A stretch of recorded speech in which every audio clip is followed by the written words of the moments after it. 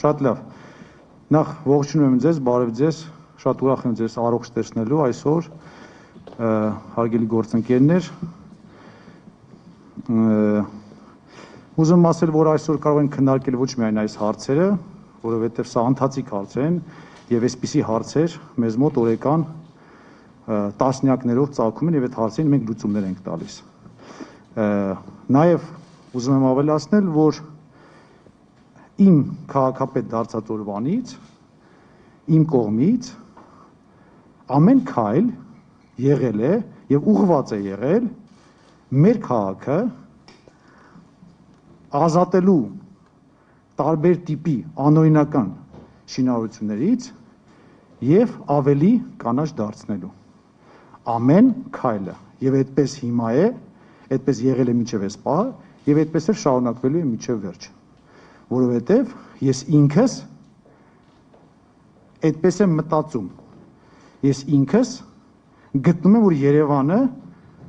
շատ եւ շատ ավելի կանաչ պետք է լինի, քան ցավոք սրտի այսօր է, եւ արդեն հոկտեմբերի 15-ից 2018 թվականի 1.5 տարի է անցել, մի փոքր ավել, արդեն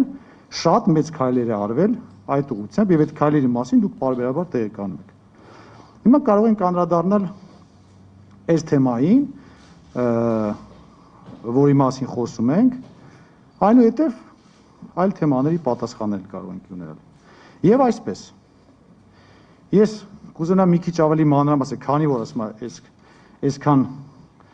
մեր համակարգացիներից, մեր գործընկերներից մարդ եկել է հետաքրքրված է, ես շատ ավելի խորը, կերպով կբացատրեմ ինչ է տեղի ունենում, ոնց է տեղի ունենում, նաև այս օրինակի վրա կպատմեմ, թե ինչ process-ներ են տեղի ունենում Երևան քաղաքում, որը ցավոք սրտի մեզ բաժին է հասել, այսինքն մեզ որպես ժառանգություն է հասել, եւ մենք ստիպված ենք այս ժառանգությունը եղած օրենսդրական կարգավորումներով, սա շատ կարևոր է, ոչ թե մեր ցանկությամբ, որովհետև եթե իմ ցանկությամբ լիներ, ես առաջ որ անցնենք դրան էլ կանդրադառնամ, ես շատ եւ շատ բաներ շատ ավելի արագ կանեի, շատ ավելի ուրիշ ձև կանեի, բայց ցավոք սրտի իմ ցանկությունը գալիս եւ բախվում էր շատ հաճախ օրենքների պատնեշներին, եւ մենք քանի որ հայտարարել ենք, որ այսուհետ սա օրենքով մեր երկիրը, մեր պետությունը օրենքով շարժվող պետություն է, մենք բոլորս օրենքով պետք է շարժվենք, անգամ եթե գիտենք, որ լավ որոշում է, լավ բան է, բայց օրենքը թույլ չի տալիս, մենք էլ մեզ իրավունք չենք վերապահում այդպես գործել։ Սա շատ կարևոր է ֆիքսել, որովհետև այս հետ կապված նաև կա մի քիչ, բայց ավելի լուրջ process-ներ կան, հետագայում նաև որ մենք ուզում ենք անենք եւ այդպիսի խոչընդոտների ենք հանդիպում։ Հիմա կապված այս տարածքի հետ։ Դե ասում եմ գաղտնիք չէ, որ բոլորս ես էլ նաև շատ ակտիվ այո Մաշտոցի պուրակի համար պայքարել եւ պայքարել եմ միջև հիմա էլ եմ պայքարում քաղաքապետ եղած ժամանակ հետաքրքիր է որ այդպես եմ ասում բայց պայքարում եմ ամեն պուրակի համար միայն սա այս պուրակի համար չէ ամեն պուրակի համար պարոն Պողոսյանի հետ պայքարում ենք 6-րդ հատվածի համար հեսա մի փոքր հետո կտամ խոսքը պարոն Պողոսյանին կպատմի ինչ ենք անում նաեւ Քրիստինե Կարինային խոսքը կփոխանցենք պատմի այս ուղղությամբ ինչ ենք անում կանաչապատման բայց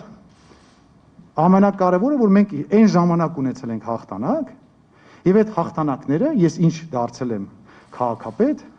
առաջ եմ տանում եւ ամրագրում եմ հիմա կբացատրեմ ինչու՞ն է խոսքը դուք գիտեք շատ լավ որ այն տաղավարները որ պետք է կառուցվեին այն ժամանակ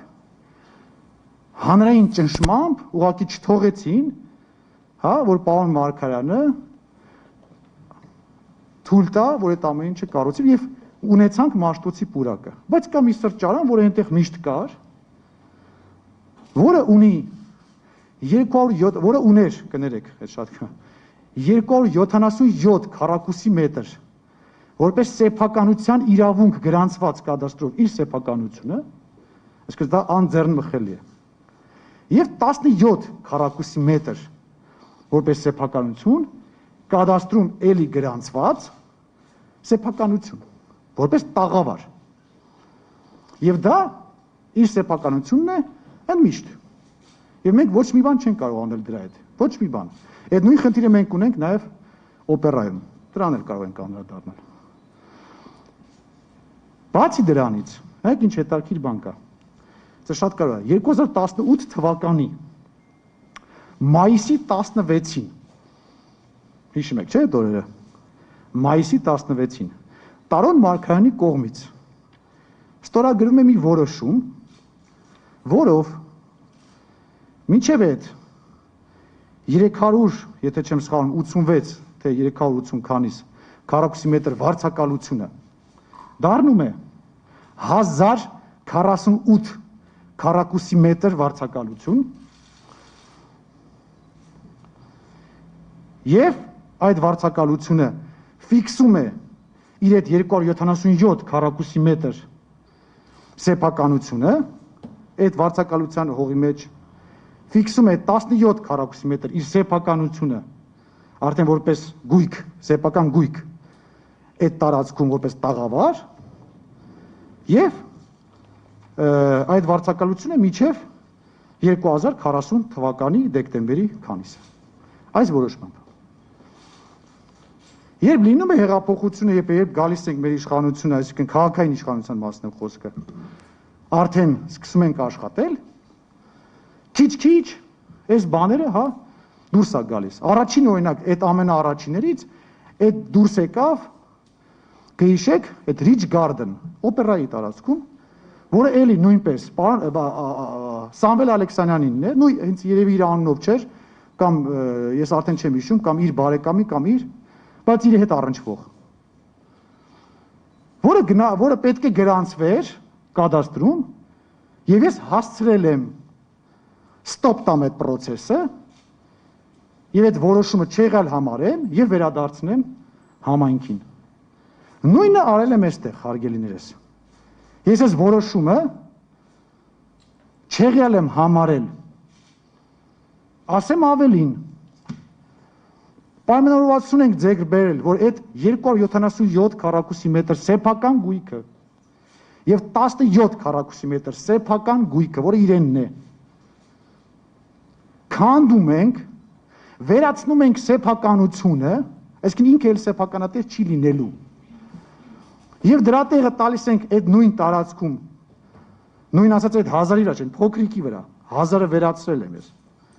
փոքր տարածքում, այսինքն 1048-ից ինքը դարձել է 300 քանիս։ Կառուցապատման իրավունքով վարձակալություն եմ տալիս, ինչը նշանակում է, որ այն գույքը,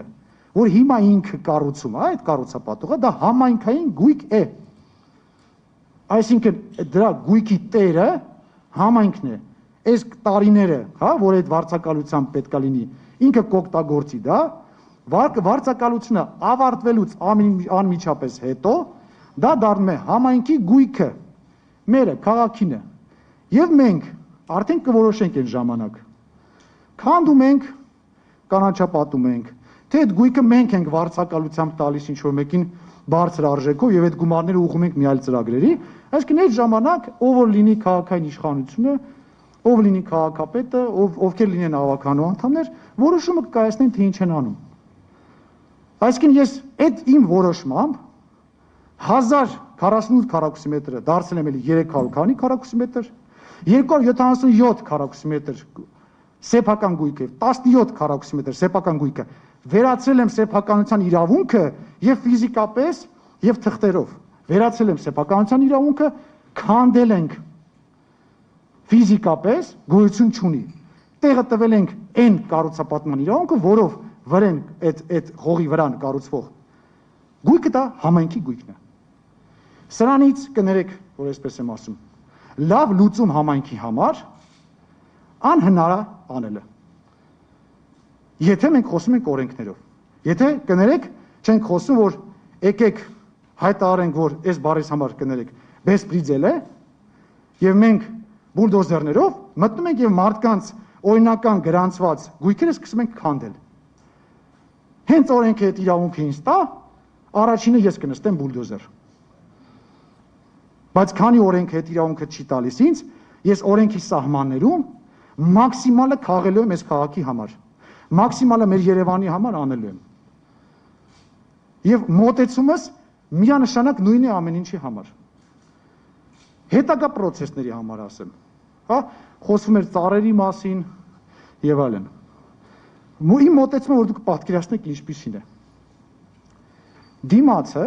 հենց նույն փողոցի, հա, Մաշտոցի, սա եթե գնում ենք դեպի շուկա, ձախ կողմն է, աջ կողմը։ Գիտեք, որ նոր այդ այնտեղ դեռ քանդված էր, շինարարությունը ավարտված չէր, այդ ինչ որ հյուրանոց էր կառուցում եւ այլն։ Մալիբույի այգի մասն է խոսքը։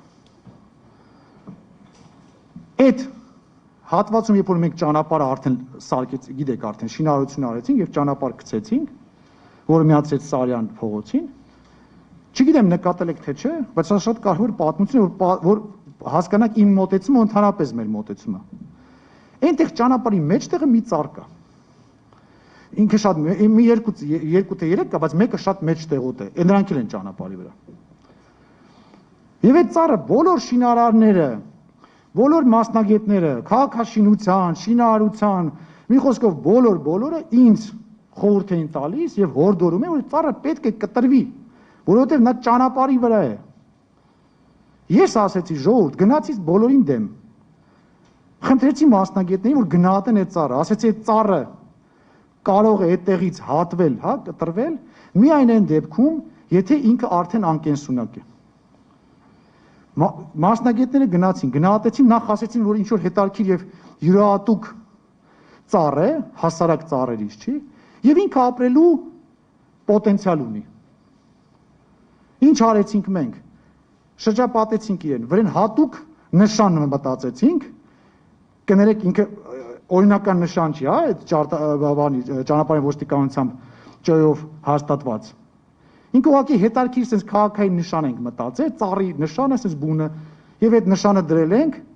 որ գիշերն էլ եթե մեքենայի լույսերը, հա, լուսարձակները եւ վրան ընկնում է, ինքը հետադարձ բան է տալիս, որպեսզի բախում չլինի, դա էլ էր, որովհետև ինձ բացատրում ասում են, պարոն Մարության, պարոն քաղաքապետ, խնդիր կա։ Կարող է մեքենաները գան խփեն, կարող է վթար լինի։ Այդ լուծումն էլ տվեցինք, այսինքն այդ նշանը մտածեցինք, որ անդրադարձ է անում լույսը, որպեսզի ոչ մի վթար չլինի եւ փառք Աստծուն, առ այսօր ոչ մի վթար այդտեղ չի եղել եւ այդ ծառը կա։ Ես հավատացնում եմ ձեզ, որ ես ամեն ծառի համար այս քաղաքի ես անձամբ եւ պատասխանատու եմ եւ կռիվ եմ տալու, բայց միևնույն ժամանակ անցած տարի, եթե չեմ սխալում, տարվա սկզբերը հատուկ հավաքեցի մեծ կազմ բնապահպանների եւ ասացի հարգելիներս, խնդրում եմ գնացեք եւ գույքագրեք Երևան քաղաքում են ծառերը,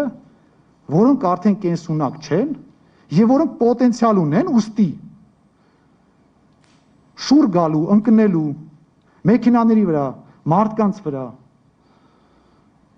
Այդ պահին գույքագրեցինք 437 ծառ։ Հիմա 500-ից ավել է։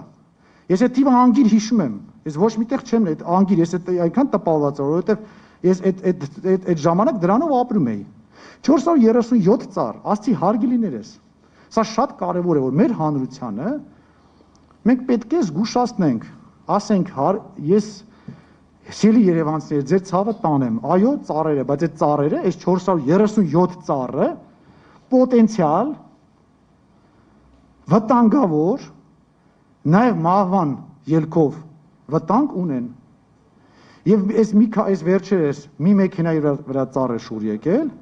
հրաշքով այդ մարդը փրկվել էր։ Եթե դուք այդ մեքենայի վիճակը տեսնեք, իրոք չեք հավատա, որ եթե այդտեղ մարդ լիներ, ոնց է փրկվել։